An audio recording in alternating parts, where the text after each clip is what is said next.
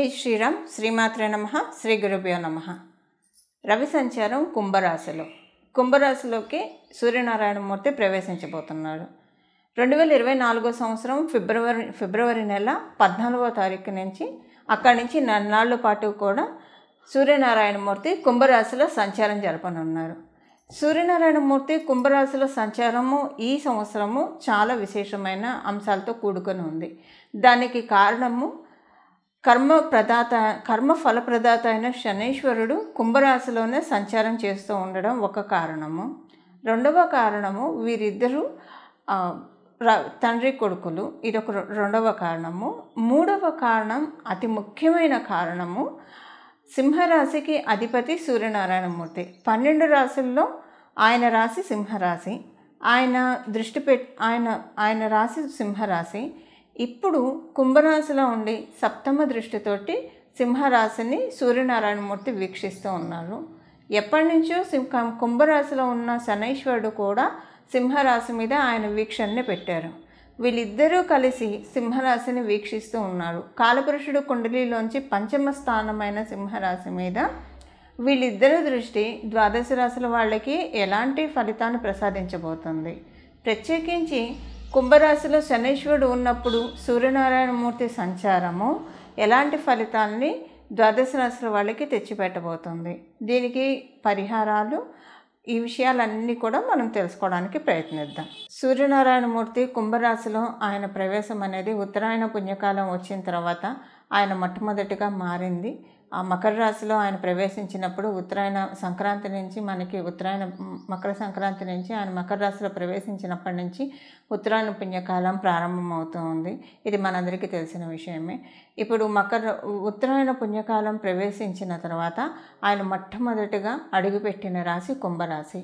ఈ కుంభరాశి కాలపురుషుడు కుండలిలోంచి లాభస్థానం అవుతోంది. సహజ లాభస్థానం అవ్వడం వల్ల ఎక్కడైతే సూర్యనారాయణమూర్తి తేజస్సు ఏ రాశిలో అయితే ఉంటుందో ఆ రాశికి 12 రాశుల వాళ్ళకి మరియు ద్వాదశ లగ్నాల వాళ్ళకి కూడా ఆ రాశి ఏ స్థానం అవుతుందో ఆ స్థానం మీద వెలుగులు సూర్యనారాయణమూర్తి చిందించబోతున్నాడు. ఈ విషయంలో అంటే ఏదో ఒక రకంగా బెనిఫిట్ ద్వాదశ రాశుల వాళ్ళకి, ద్వాదశ లగ్నాల వాళ్ళకి ఉంటుంది. మీ జన్మజాతకంలో కనుక సూర్యనారాయణమూర్తి బలం చాలా అత్యద్భుతంగా ఉంటే ఈ వెలుగులు బాగా ప్రకాశవంతంగా, తేజవంతంగా ఉంటాయి. మీ జన్మజాతకంలో కనుక సూర్యనారాయణమూర్తి బలం అంతగా లేకపోతే కనుక అప్పుడు కూడా గోచారం మీకు వరాన్ని అయితే ప్రసాదిస్తుంది. కాకపోతే ఇది పూర్తిగా అంటే మీ జన్మజాతకం సహకరించట్లేదు కాబట్టి 50% అయితే ఈ బ్లెస్సింగ్స్ ఉంటాయి. మరియు ఇక్కడ మనం తెలుసుకోవాల్సిన విషయం ఏంటంటే, మీరు కనుక శని మహర్దశ జరుగుతూ ఉన్నా, అలాగే రవి మహర్దశ జరుగుతూ ఉన్నా, వీళ్ళ అంతర్దశలు జరుగుతూ ఉన్నా, ఇప్పుడు సూర్యనారాయణమూర్తి కుంభరాశిలోకి ఆగమనము కొన్ని విశేషాంశాలని సూచిస్తుంది. అంటే ఈ విశేషాంశాలు మీకు ఇంకా ఎక్కువగా వర్తిస్తాయి అని అర్థము. అలాగే మనకి ఇప్పుడు ఏలినాటి శని జరిగే రాశులు మకర రాశి, కుంభరాశి, మీనరాశి. అలాగే అష్టమ శని మరియు అర్ధాష్టమ శని. అష్టమ శని జరిగే రాశి వాళ్ళు కర్కాటక రాశి వారు, అర్ధాష్టమ శని జరిగే వాళ్ళు వృశ్చిక రాశి వాళ్ళు.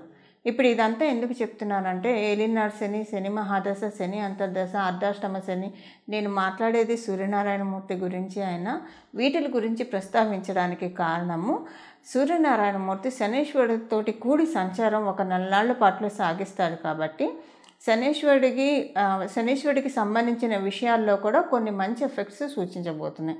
అందువల్ల ఇప్పుడు మనం తెలుసుకున్నట్టు ఏలినాడు శనిలో ఉన్నవాళ్ళు, అష్టమ శనిలో ఉన్నవాళ్ళు, అర్ధాష్టమ శనిలో ఉన్నవాళ్ళు, లేదా మీకు శని మహర్దశ జరుగుతున్నా, శని అంతర్దశ జరుగుతూ ఉన్నా, రవి మహర్దశ జరుగుతూ ఉన్నా, రవి అంతర్దశ జరుగుతూ ఉన్నా, లేదా మీ జన్మజాతకంలో సూర్యనారాయణమూర్తి చాలా బలోపేతంగా ఉంటే ఈ ఫలితాలు మీకు ఇంకా మంచి అనుకూలతని తెచ్చిపెడతాయి. అంటే ఇంకా వీటిల కంటే ఇంకా కొన్ని రెట్టింపు ఫలితాలు వస్తాయని ఇక్కడ మనకి అర్థము.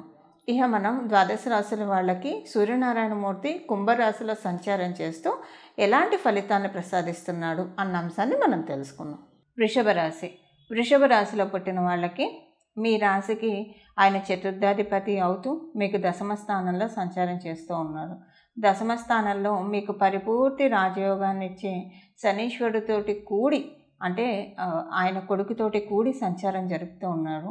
ఇక్కడ లైట్ సూర్యనారాయణమూర్తి అంటేనే ప్రకాశం మనందరికీ తెలుసు కదా. ఆయన ఆకాశంలోకి ఉదయించంగానే భూమండలం మొత్తం కూడా దివ్య తేజస్సుతో నిండిపోతూ ఉంటుంది. ఇప్పుడు అలాంటి దివ్య తేజస్సు మీకు 10వ రాశి మీద దృష్టి పెట్టాడు. 10వ రాశి మీద ఉంది ఆ దివ్య తేజస్సు. 10వ రాశి మీద ఆయన దివ్య తేజస్సు పెట్టడం వల్ల ఇక్కడ మీకు వచ్చే బెనిఫిట్స్ ఏంటంటే, సొసైటీలో మీకు పలుకుబడి బాగా పెరుగుతుంది. సొసైటీలో మీకు మంచి గుర్తింపు రాణింపు ఉంటుంది. అందరూ మన్ననలు పొందుతారు. కీర్తి లక్ష్మి మిమ్మల్ని వరించిందా అన్న చందాన ఈ సూర్యనారాయణమూర్తి ఈ కుంభరాశిలో ఉన్నంత కాలం అలానే ఉంటుంది. దీని ఇంపాక్ట్ ఈ ఇయర్ కూడా మీకు వర్తిస్తుందండి. అందరికీ కూడా ఈ ఇయర్ వర్తిస్తుంది, అలాగే మీకు కూడా ఈ ఇయర్ వర్తిస్తుంది. తండ్రి గారితో చాలా అంటే ఇక్కడ తండ్రి గారితో ఒక విషయం మనం తెలుసుకోవాలి. తండ్రి గారి ఆరోగ్యం విషయంలో కొంచెం జాగ్రత్త వహించాలి. స్వల్పంగా వారికి ఆరోగ్య సమస్యలు వచ్చే అవకాశం ఉంది. అంటే ఫీవర్ ఇలాంటివి వచ్చే అవకాశం ఉంది. ఒకవేళ కనుక మీకు తండ్రి గారు లేకపోతే కనుక ఇంట్లో కొంచెము టెన్షన్ఫుల్ అట్మాస్ఫియర్ ఉంటుంది. అంతా బాగానే ఉన్నా కూడా టెన్షన్ఫుల్ అట్మాస్ఫియర్ ఉంటుంది. ఈ టెన్షన్ఫుల్ అట్మాస్ఫియరు మీ పిల్లల వల్ల కావచ్చు, లేకపోతే కనుక మీ ఏదైనా మీరు ఇల్లు కొనుక్కోవాలని ప్రయత్నిస్తున్నా, అమ్మాలని ప్రయత్నిస్తున్నా, భూమి కొనుక్కోవాలని ప్రయత్నిస్తున్నా, అమ్మాలని ప్రయత్నిస్తున్నా, ఈ విషయాల్లో మీకు కొంత ప్రతికూలత ఉంటుంది. ఒకవేళ మీకు తండ్రి గారు ఉంటే మీ తండ్రి గారి హెల్త్ విషయంలో కొంచెం జాగ్రత్త వహించాలి. అప్పుడు పిల్లల విషయంలో కావచ్చు, ఇంటి విషయంలో కావచ్చు, ఈ విషయాలు వర్తించవు. ఇదొకటి మీరు క్లియర్గా అర్థం చేసుకోండి. మీకు తండ్రి గారు లేకపోతేనే అప్పుడు ఇంటికి సంబంధించిన విషయాల్లో ఇంట్లో వాళ్ళతోటి మనస్పర్ధలు, మిగతా విషయాలంతా బాగానే ఉంటుంది. కాబట్టి అంటారు కదా ఒక నానుడి, ఇంట గెలిచి రచ్చ గెలవాలని. ఎందుకో మీరు ఇంట గెలవలేకపోతున్నారేమో, రచ్చ గెలుస్తున్నారేమో అని అనిపిస్తుంది మీకు. అలాంటి సిచ్యువేషన్స్ కొన్ని వస్తాయి. మీకు తండ్రి గారు ఉంటే మటుకు అంటే తండ్రి గారికి మేజర్ అయితే రాదు, మైనర్గా హెల్త్ ప్రాబ్లమ్స్ వస్తే అప్పుడు ఈ విషయము అప్లికేబిలిటీ ఉండదు. అలాగే వీళ్ళిద్దరూ కలిసి మీకు చతుర్థ స్థానాన్ని చూస్తూ ఉన్నారు. సూర్యనారాయణమూర్తి మరియు శనీశ్వరుడు ఇద్దరూ కలిసి చతుర్థ స్థానాన్ని చూస్తూ ఉన్నారు. చతుర్థ స్థానాన్ని చూడడం మంచిదే. అంటే ఇక్కడ ఆ సింహరాశి ఆయన రాసే కాబట్టి, సూర్యనారాయణమూర్తికి సంబంధించిన రాసే కాబట్టి ఇది ఒక మంచి విషయమే. కాకపోతే మీకు ప్రతిరోజు కూడా ఇంట్లో ఇప్పుడు శనీశ్వరుడు కూడా దృష్టి పెట్టడం వల్ల ఆరాట పోరాటాలు కొంచెం ఎక్కువగా ఉంటాయి. ప్రతిరోజు మీ వాళ్ళతోటి మీరు కొంచెం కన్విన్సింగ్గా మాట్లాడాల్సి వస్తారు. ప్రత్యేకించి వయసులోని పెద్దవాళ్ళతోటి కొంచెం మీకు చికాకుగా అనిపిస్తుంది. ఎందుకో అప్పటిదాకా బాగా ఉన్నవాళ్ళు అయినా సరే సరిపడట్లేదేమో వాళ్ళతోటి అన్నట్లు కొంచెం చిన్న చికాకులు అయితే ఉన్నాయి. బట్ ఏదైనా ఇదంతా కూడా మీకు సూర్యనారాయణమూర్తి బలం ఉండడం వల్ల మీకు విల్ పవర్ బాగా ఉంటుంది. ఆత్మవిశ్వాసంతో ప్రతిదాన్ని అయితే అధిగమిస్తారు.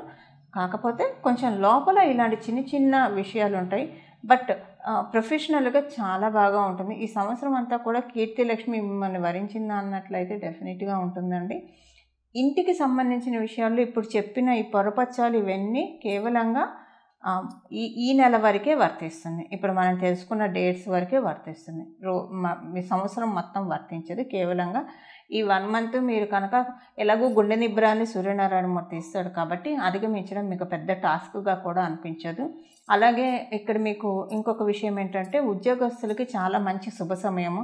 మంచి లైమ్ లైట్లోకి వెళ్ళడానికి, గుర్తింపు, గౌరవం, రాణింపు తెచ్చుకోవడానికి అత్యద్భుతమైన సమయము ఉద్యోగస్తులకి.